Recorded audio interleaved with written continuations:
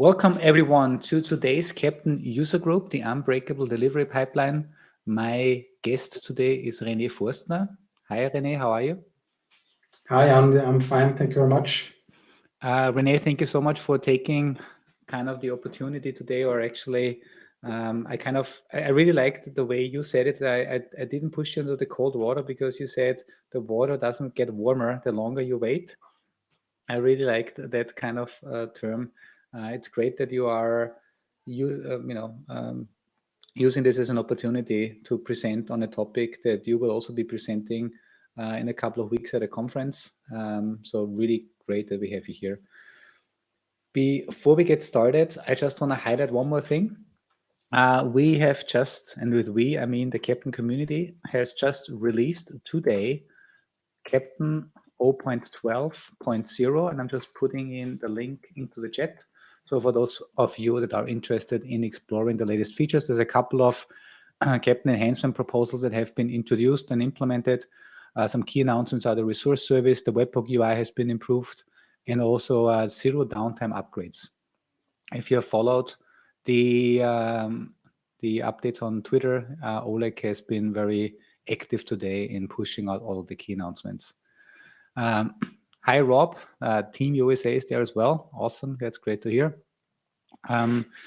With this, I really want to hand it over to René. I'll try obviously not to interrupt your flow. However, if there are questions coming in, we'll have dedicated time in the end. But René, if there is a very important question that just comes in, I may just interrupt you if I feel it's the perfect time. Otherwise, I will obviously not try to interrupt your flow.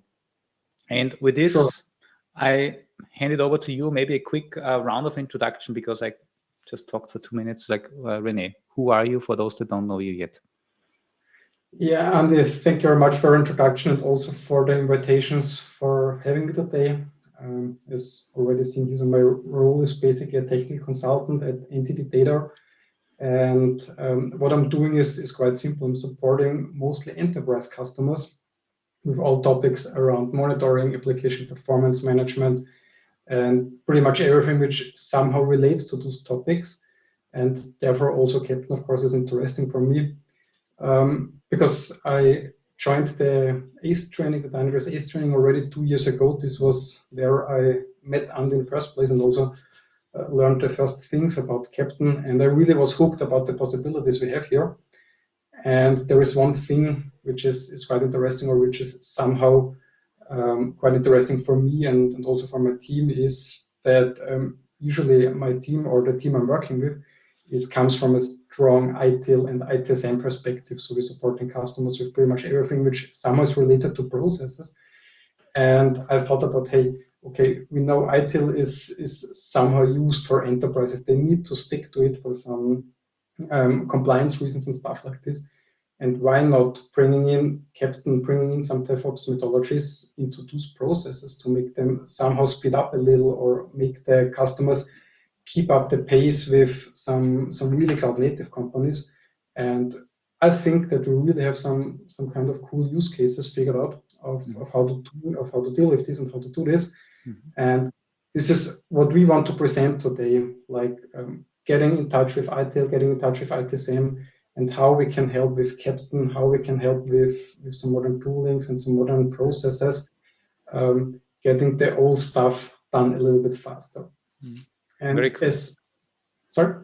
Yeah, I said very cool, and I'm really excited that the open source initiative, right, the Keptn Team and what they've built is been seen by an organization like NTT DATA as a chance to level up enterprise organizations in the way they deal with, as you mentioned, ITIL, DevOps processes.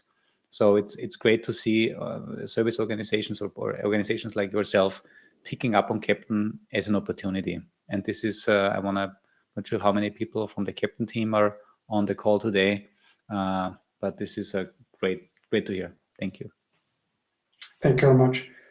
There is one thing you have already mentioned as well, and this is an NTT DevOps and Agile conference. And this is just, I want to let you know, all the audience which is here or which will watch this later on, that I will do some similar presentation on this DevOps conference.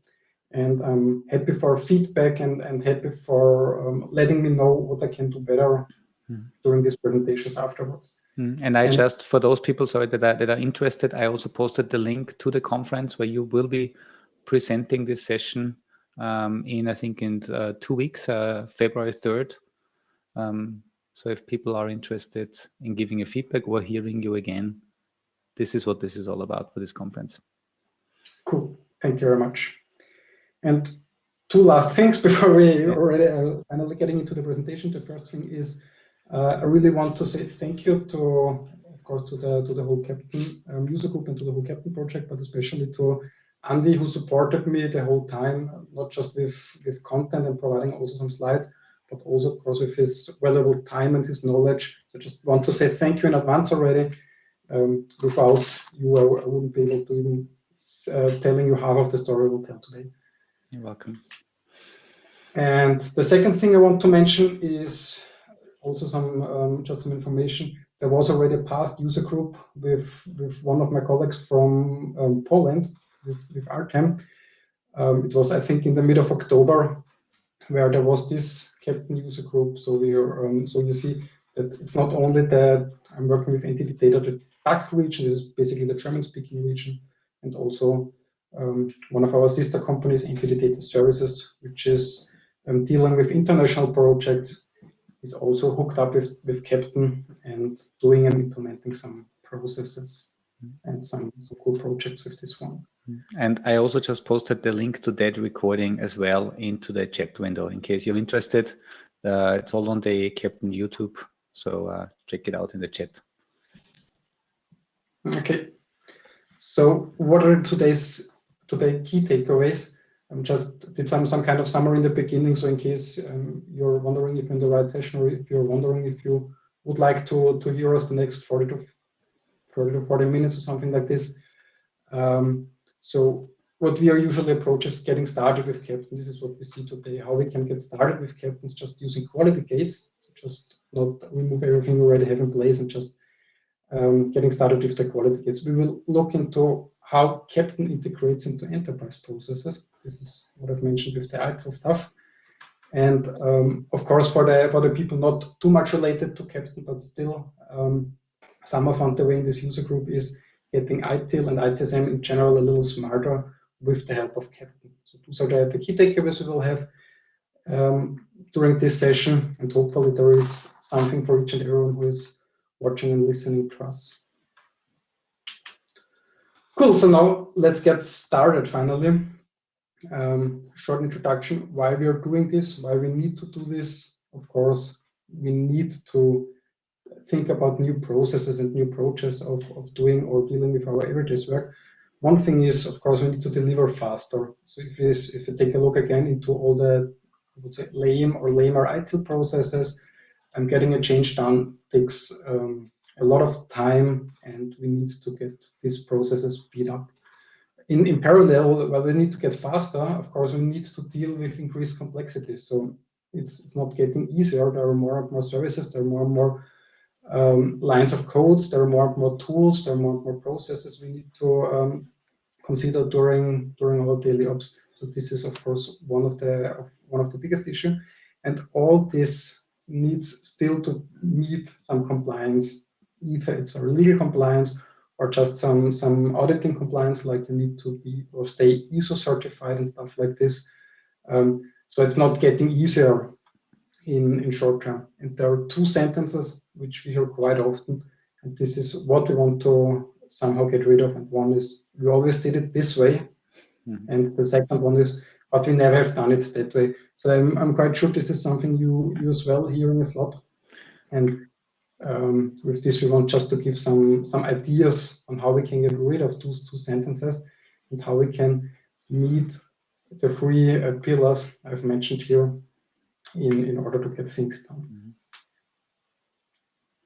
There is one thing I want to look into. This is again, especially if you deal a lot with ITIL and ITSM and are not quite familiar with some other frameworks. For sure, you know there is DevOps, there is SRE, and there is way more in all the HL way of working.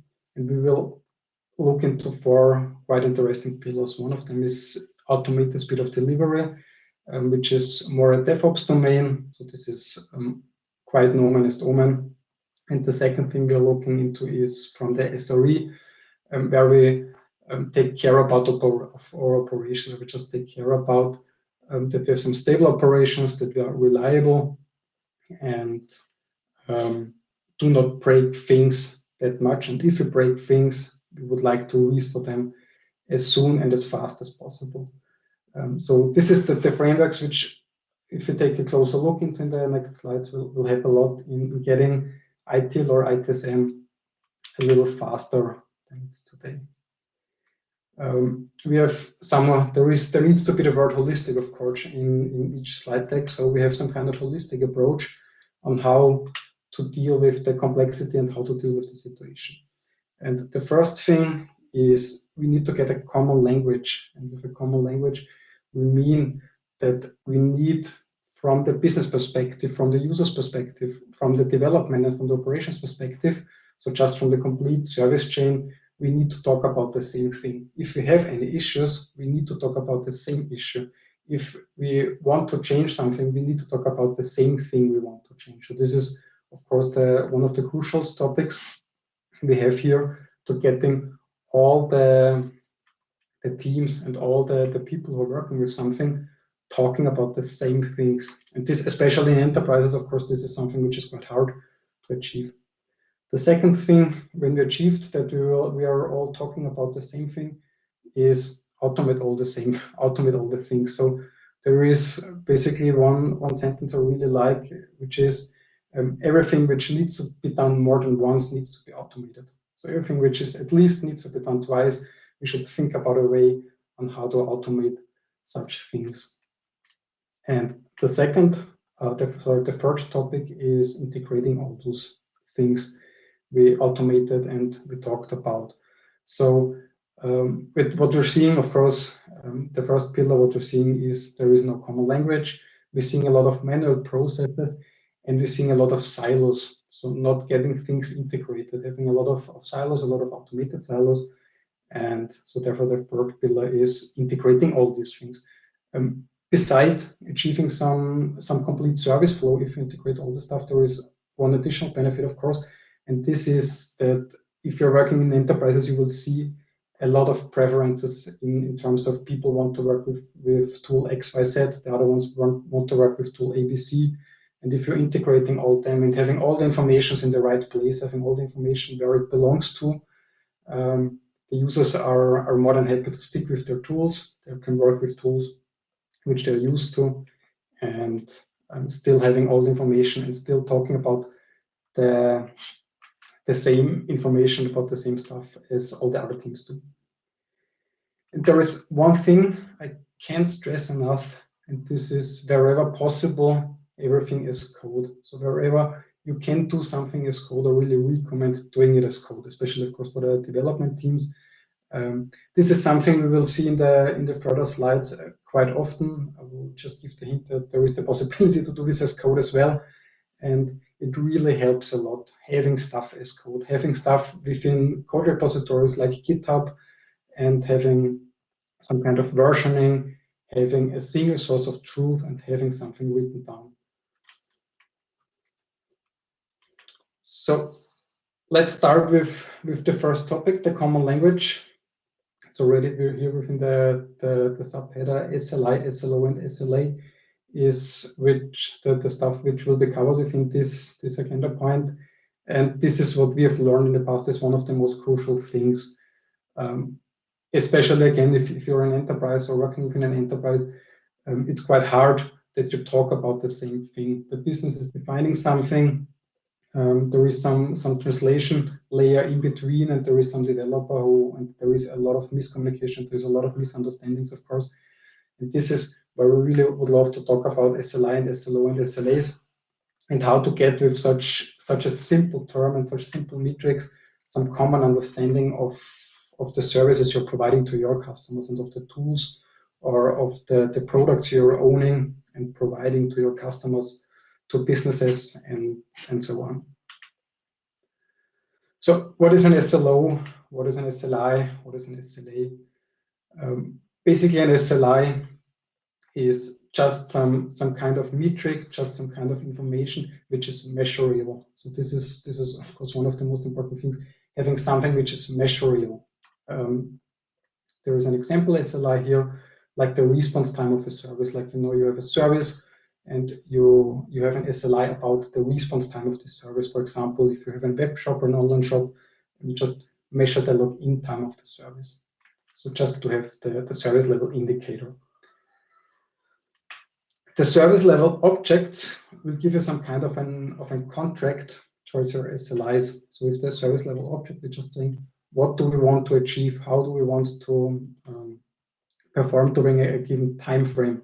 Again, here the example for our login service, we just want to achieve that in 30 days, 90% of all the requests are answered within less than 400 milliseconds.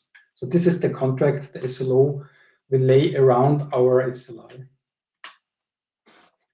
With those two topics, the slide take just time, I'm sorry. With those two topics, we can build and calculate our error budget. So we can just say how much time, how much issues can we have until the time period ends without violating our SLO.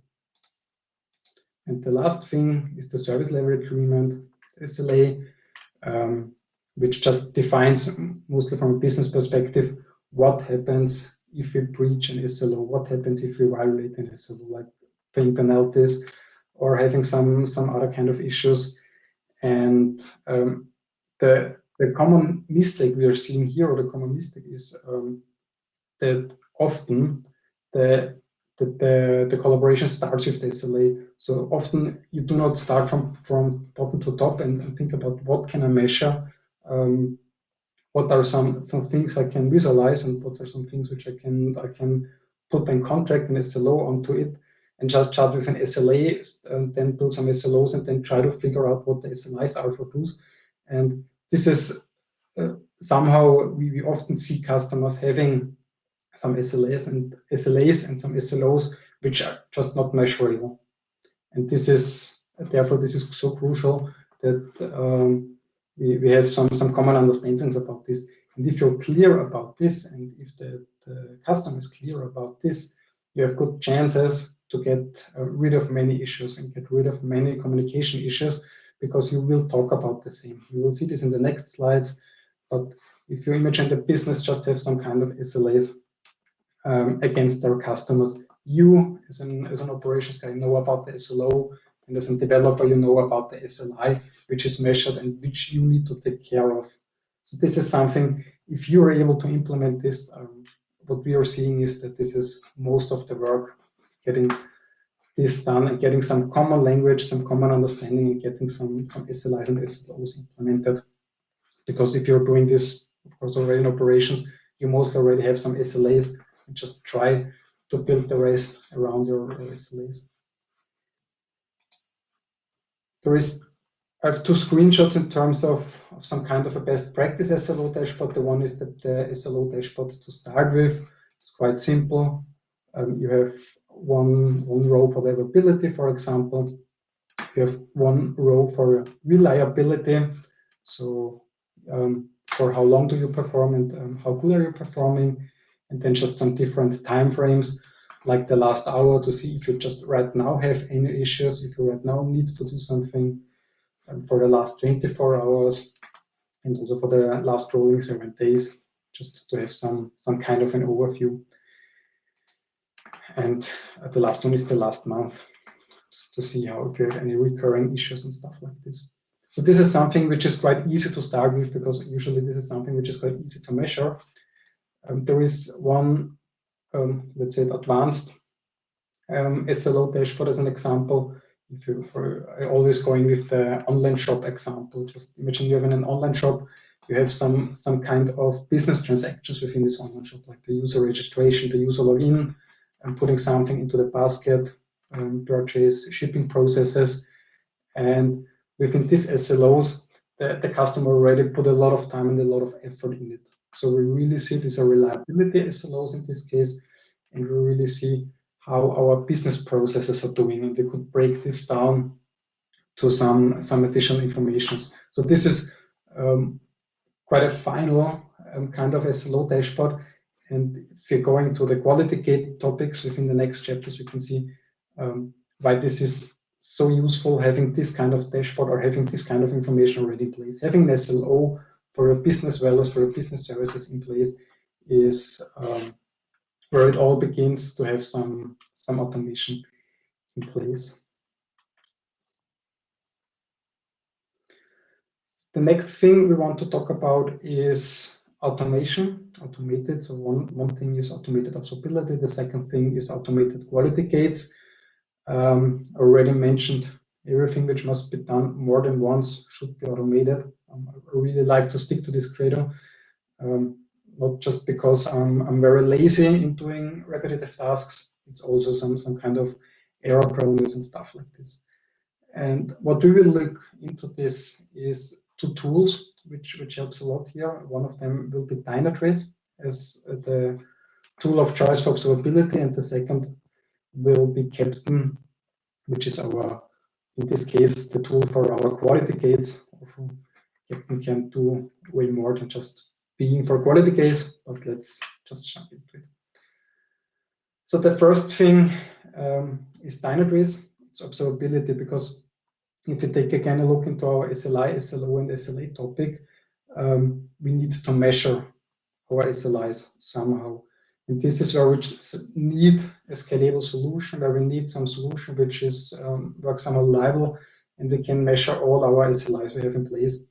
And I really love Dynatrace in this place, because Dynatrace is something which really works good at scale. Dynatrace is an agent-based monitoring solution, so it doesn't matter if you're going for on-premise solutions or if you're already on some cloud-native solutions, you will somehow get the agent running on your components. And with this one agent, it's also called one agent because you do not need to think about technologies and stuff like this. Having this one single agent rolled out on your environment, in most cases, you're already good to go to see some data.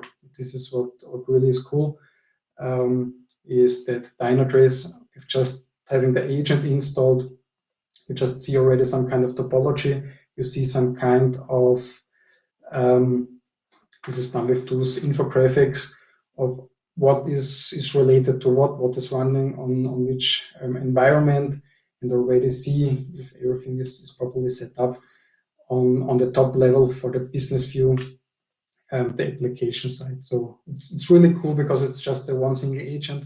There are more than 500 technologies already supported by this agent, or at least by the Dynatrace implementation. And the reason why we are going for this is mostly visual, is because, of course, it's one of the best-in-class tools.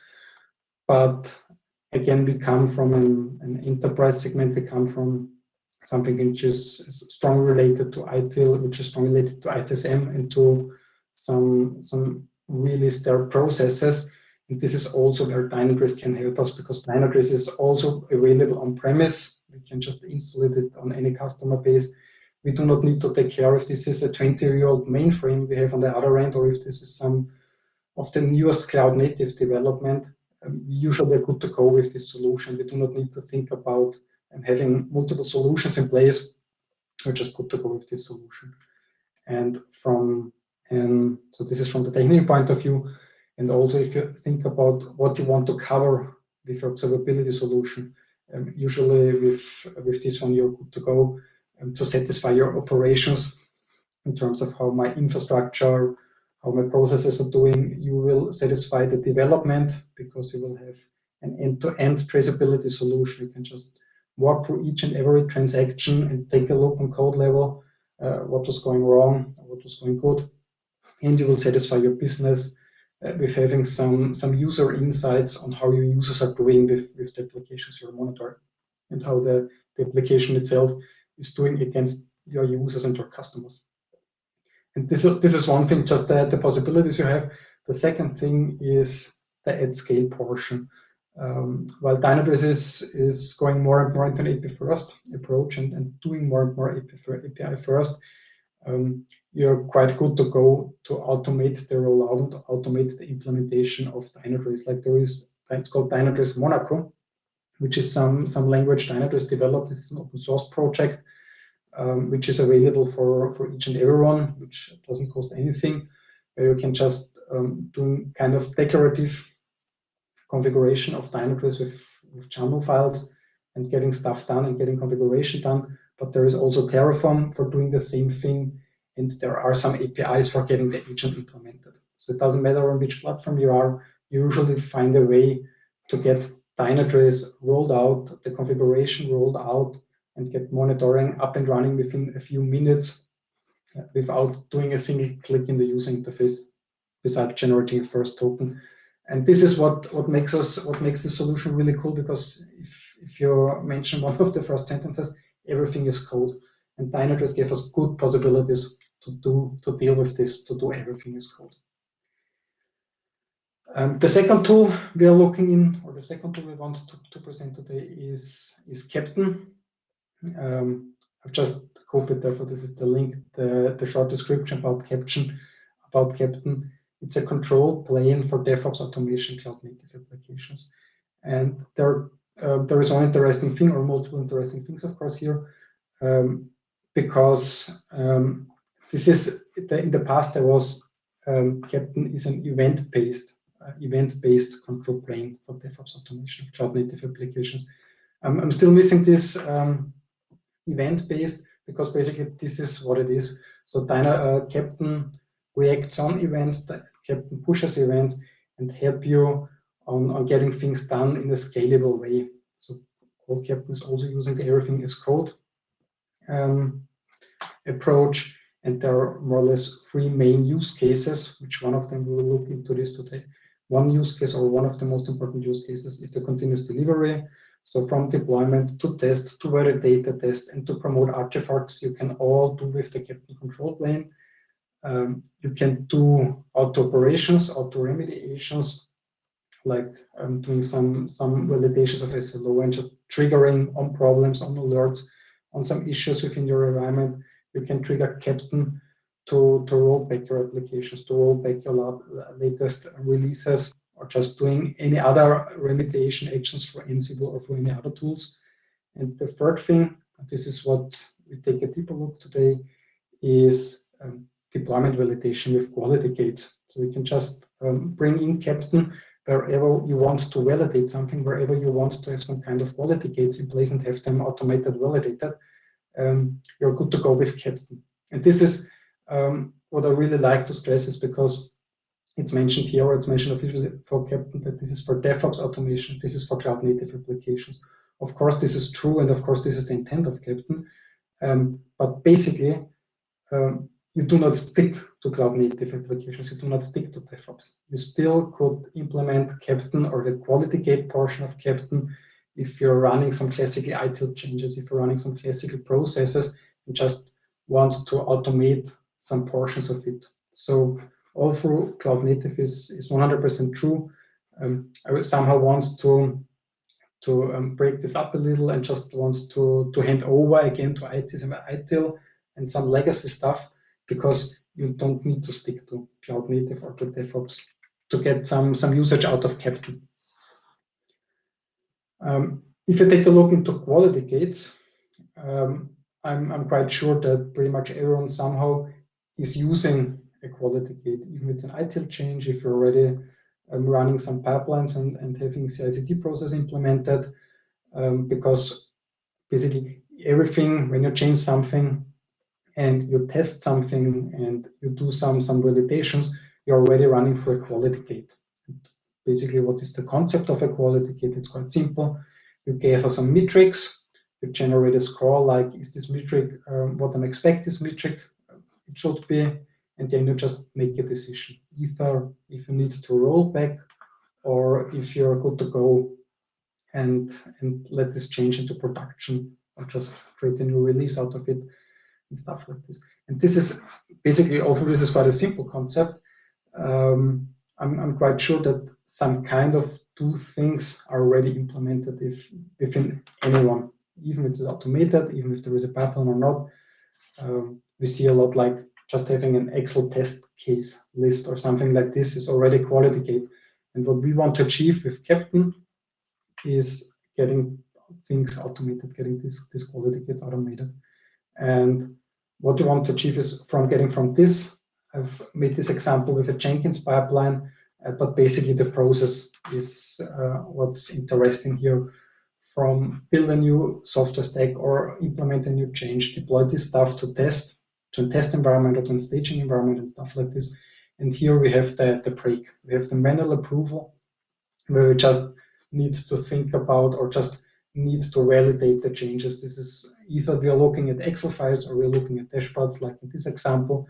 We need to do this manually for each and every change. So for each and every run we need to take a look into dashboards and stuff like this, or fill out some Excel files, or even do still manual testing.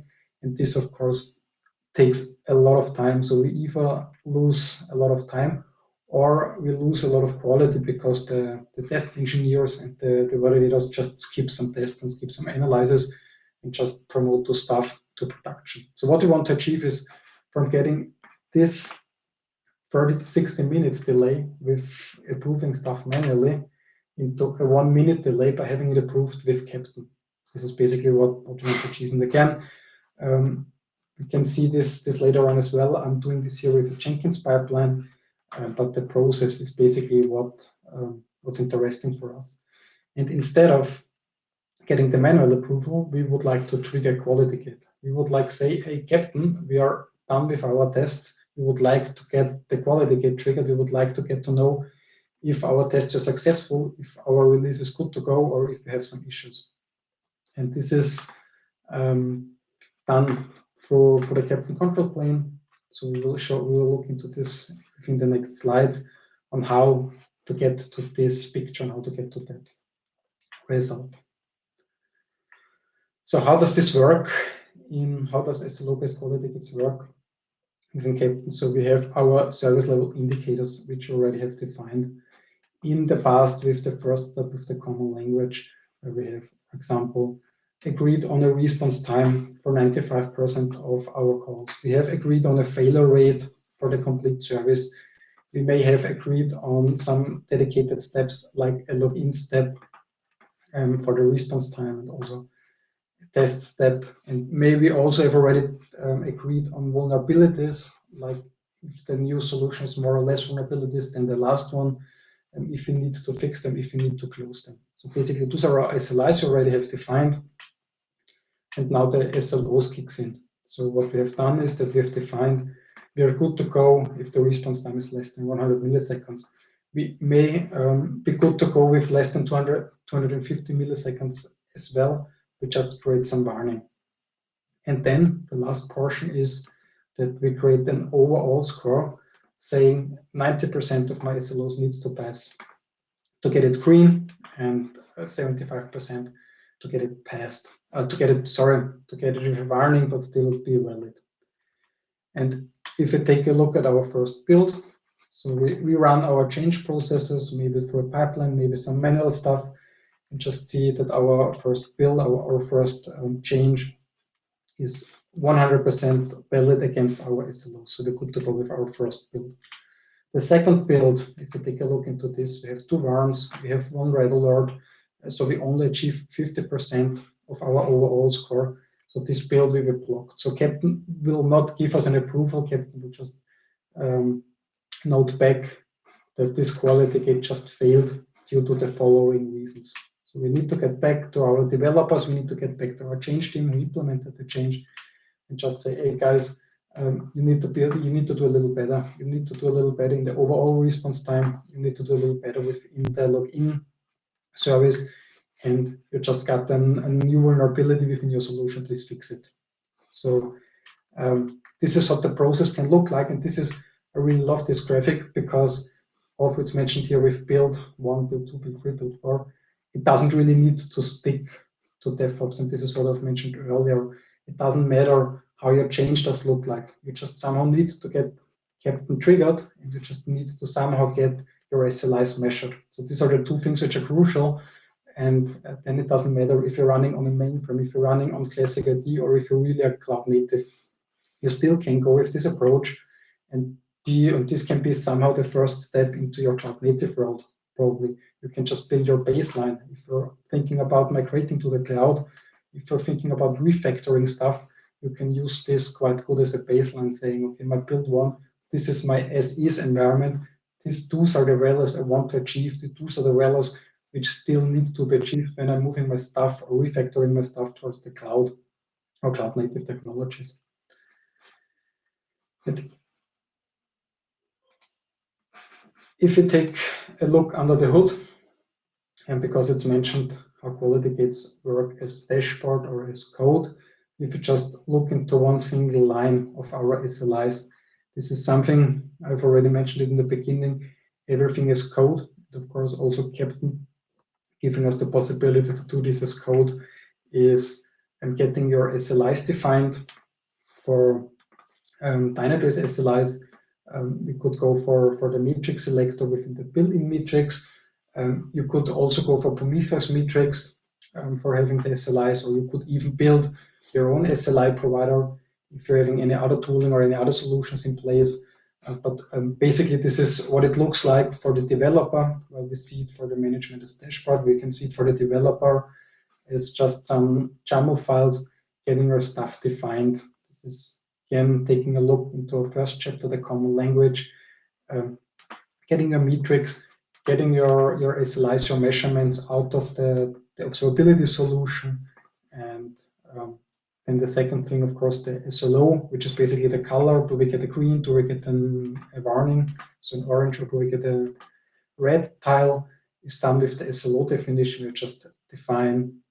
I'm aware that the definition doesn't comply with the screenshot here, but nevertheless, where we just define when is an SLO achieved, when is an SLO passed, and when we will get a warning or a critical issue.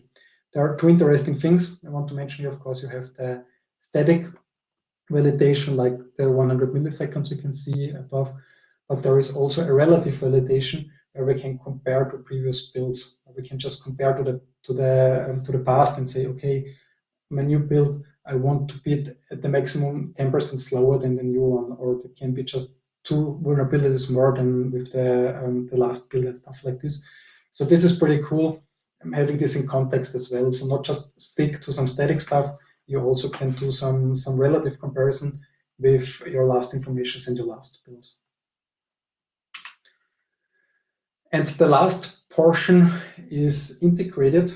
So we already agreed on a common language. We have defined our SLIs and SLOs. Our business has signed some SLAs with their customers. We have automated as good and as much as possible with observability as well as quality gates. And now we somehow want to integrate all those stuff again together. We want to integrate them into our business processes. We want to integrate them into our ITIL processes, or just connect the dots together. And of course, this is again where Keptn comes in handy.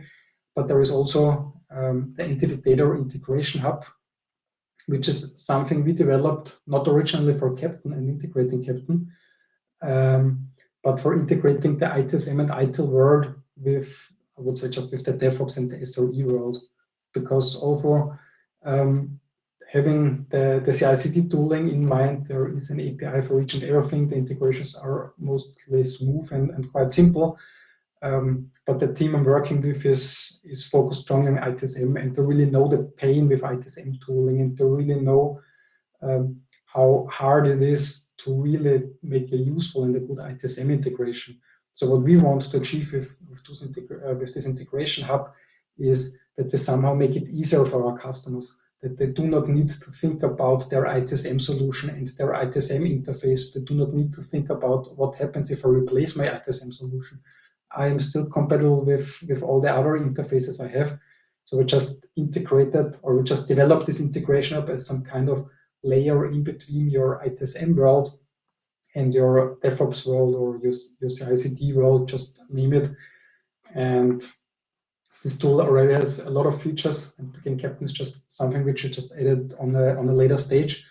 And what I want to show you as the last point is getting some example workflow those integrations. And again, this is just an example. This is nothing which we needs to be that way. It's just something we want to make it a little bit placative. And if we take a look into our architecture, we may have some ITSM tooling from PMC. We have our integration hub. We may already have some Jenkins in place. We have some Keptn. We have Dynatrace for observability, but we also may have Prometheus in place and for doing some monitoring. And now we somehow want to get the dots connected.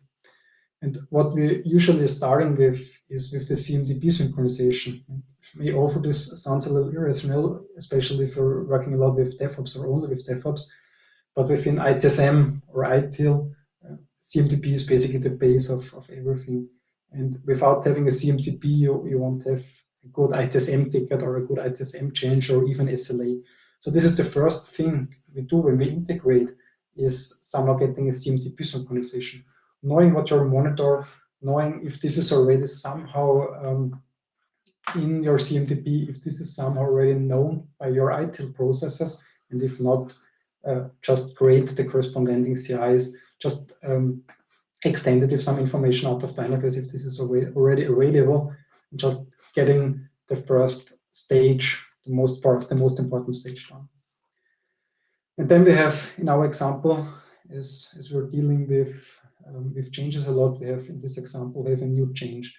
And this is also something which we see a lot. Also, there is the development team which is working with CI/CD and having pipelines in place and stuff like this. They're often getting triggered by a change, by an official change they need to implement. The change is required again for the CMDB updates. The change may is required for charging, which is done out of the ITSM solution.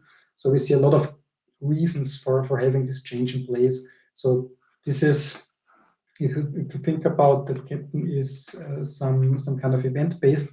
For us, the ITSM is giving the trigger, is giving the event for doing something. And in this case, it's the new change event, which we see. And then we basically have two kinds of integrations or two kinds of possibilities right now. The first one is there is no CI/CD in place of just Jenkins as a symbol. Of course, this could be any CI/CD, not any, but we have integrated a lot of them. But the case that you're not already having some pipeline tooling in place and you stick to Keptn, will trigger the evaluation out of the integration hub directly.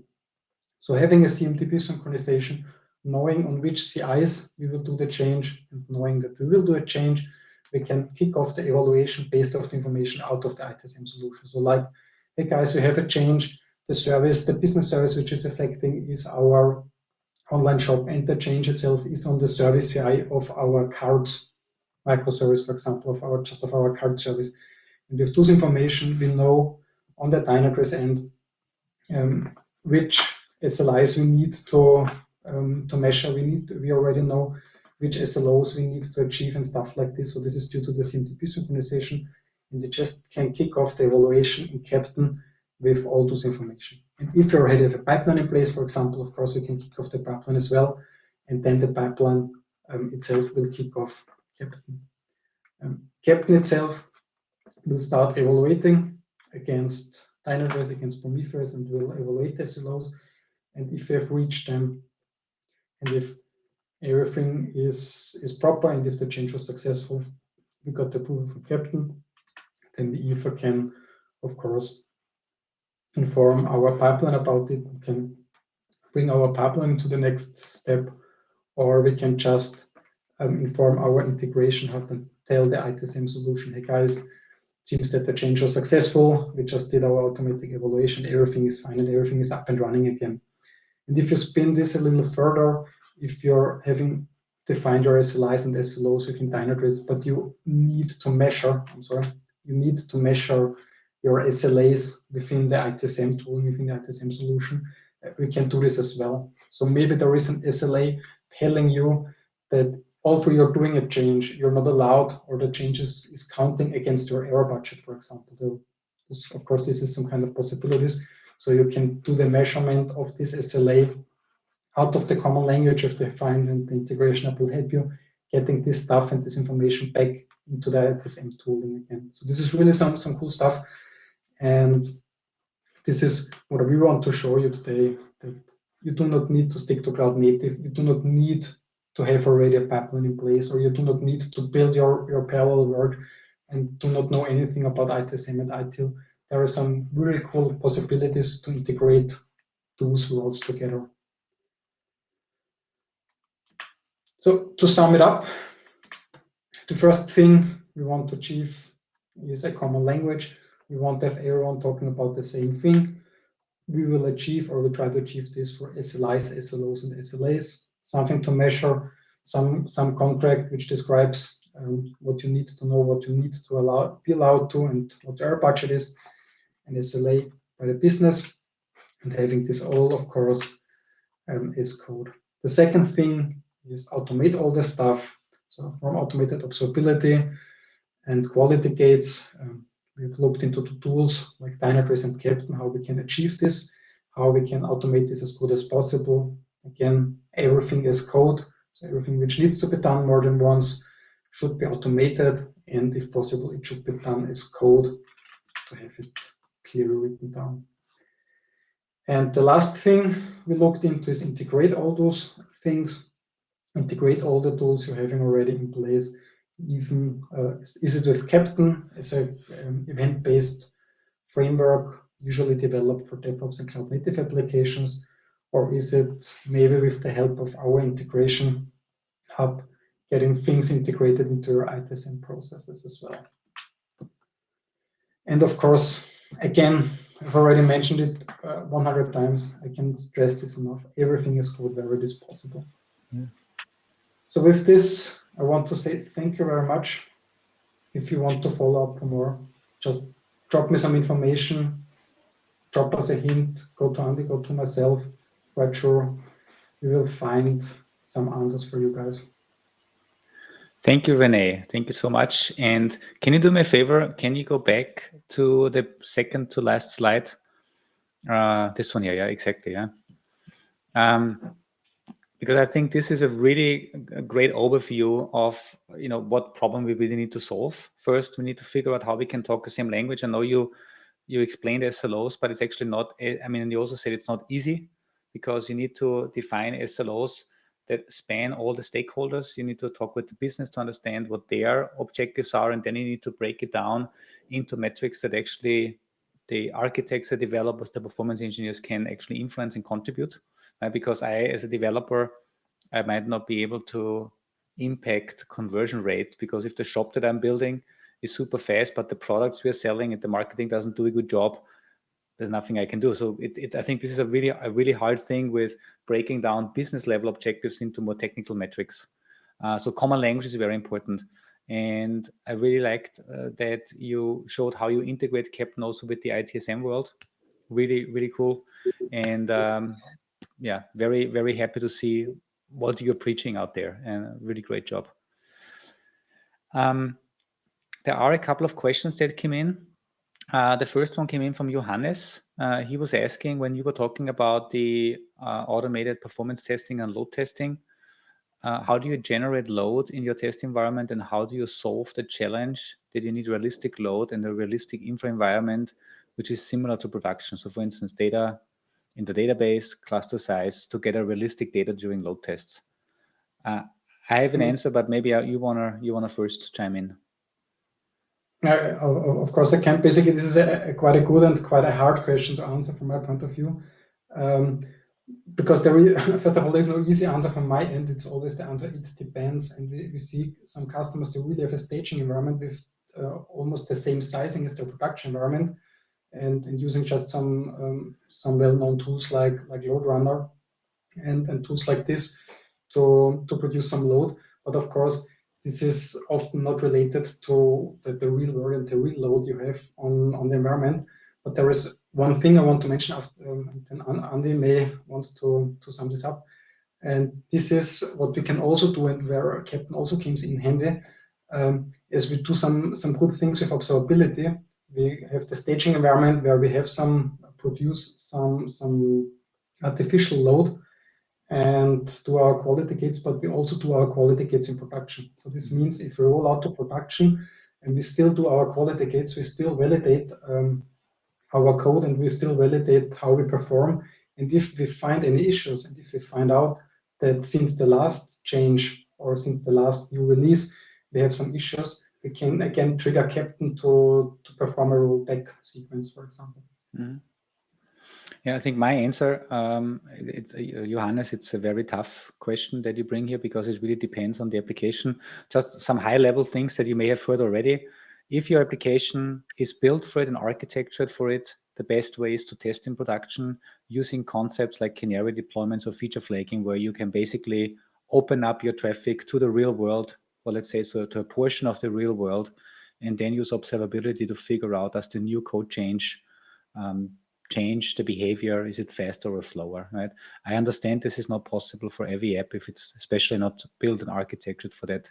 Another concept that we use at Dynatrace internally, we have a continuous performance environment. That means that's kind of like it's an environment that is constantly under load 24/7 with also realistic sizing of the environment. And in that environment, we deploy every new build into that environment while it is still under load, to also test things like how does the system behave while a deployment or rollout is happening right now, and then we can compare before and after to see what is changing. Now, this might also not be possible for everyone. So either you have the chance, like as René said, where you can build up these environments, you invest a lot of time in load testing scripts to try to come to a realistic load. That's an option. The last thing that I have seen in my life, and I've been doing performance engineering for almost 20 years now, is that most performance problems can be detected even without a large-scale performance test, because most problems are related to the classical problem patterns we have out there. The n+1 query problem, right? You're making too many calls to the database, fetching too much data. And while it would be perfect to capture all this and see all this in large environments, you can see this also in smaller environments, in smaller test settings. If you compare the behavior of your builds from one build to the other, like René, you showed it earlier, number of database calls, number of calls to backend service. If these behaviors change, or memory behavior, if that change, if logging behavior change, if IO behavior changes, then you know something is weird, and often you need to take care of this. So these are some of my answers to this, but there's no one answer fits all scenarios. Right? Rob is also asking, René, what are your next plans? So I assume these are related to the integration hub, I guess. I guess so, yeah. I'm not thinking that you're talking about my vacation plans or something like this. Don't have to tell you anything here. And so in regards to the integration hub, basically this came out of an idea of integrating most BMC ITSM tooling, BMC TrueSight with Dynatrace, because Dynatrace, of course, has already an out-of-the-box integration for ServiceNow, which is way better than the out-of-the-box integration for BMC. And we started by this BMC to Dynatrace integration in the early beginnings. And what we have here in place is the classic CMDB synchronization, which I already mentioned. We have the classic incident integration, where we can just trigger incidents out of Dynatrace alerts into our BMC solution. And we have the change interface, so not only for triggering Keptn, but also just getting the change event into Dynatrace, because this integration will mainly focus on having the information where you need it. So you might have some business guys working with the ITSM solution. You might have some operational, also some developers, which are working strongly with Dynatrace, and we want to avoid them to switch between tools the whole day and searching information there and searching information here. So we therefore this integration was developed. And for the future plans, it's quite hard to answer this, to be honest, because we are basically not working on new features right now, but we're working on feature enhancements like the incident integration, for example. It's already working, of course, but we still want to get this improved. We still want to get the customer to have as less configuration required as possible, and want to have some kind of out-of-the-box tools and out-of-the-box solutions for this, and just trying to get better and better with each day and with each release of this integration hub. Cool. And Hermes is just also chiming in intelligent CMDB synchronization. I think yeah, this is there. You need to know. There you need to know that Hermes is the guy who is developing this integration hub. Hi, Hermes. Thanks for joining. Cool.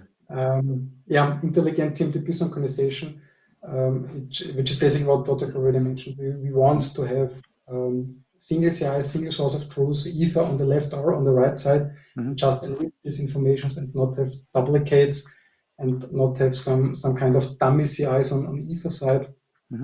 And get this, and this is what I really want to achieve and what we're really working into, get this out of the box, because we see a lot of integration solution also between Dynatrace and BMC. There are solutions. There are some out-of-the-box integrations.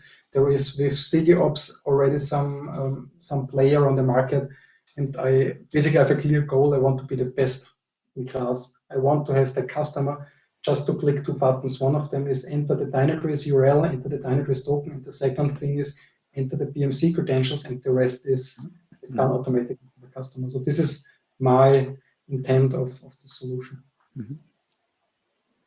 Good. Hey, René, first of all, thank you so much for doing this. Second, all the best for your presentation in 2 weeks at the NTT event. If anybody has feedback for René, remember this is it's always tough for speakers that prepare a new presentation and then speak in front of an audience the first time, especially René. I assume it's still virtual. It's going to be a virtual event. Yeah, it's still virtual. Yeah.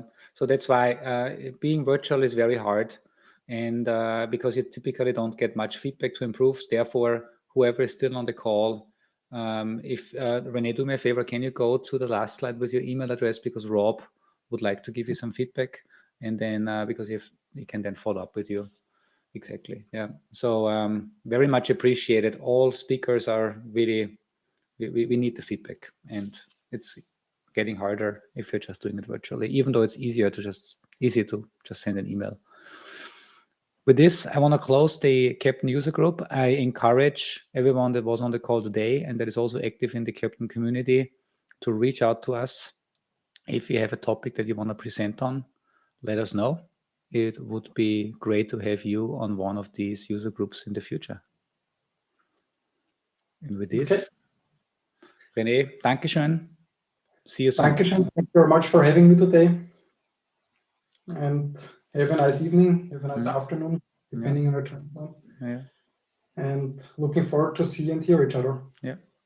Okay, guys. Bye. Thank you very much. Ciao.